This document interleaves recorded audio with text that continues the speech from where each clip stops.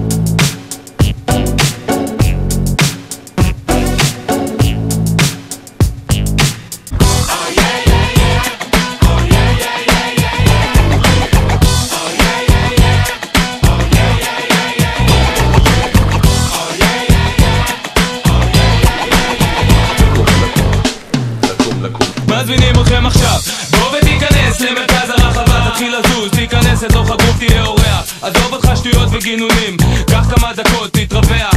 זה לא מתאים שאתה עומד כפוף ומכונס, נותן לי הרגשה שמבקר סרטים, נכנס צמוד לבר עם פרצוף מנוכר.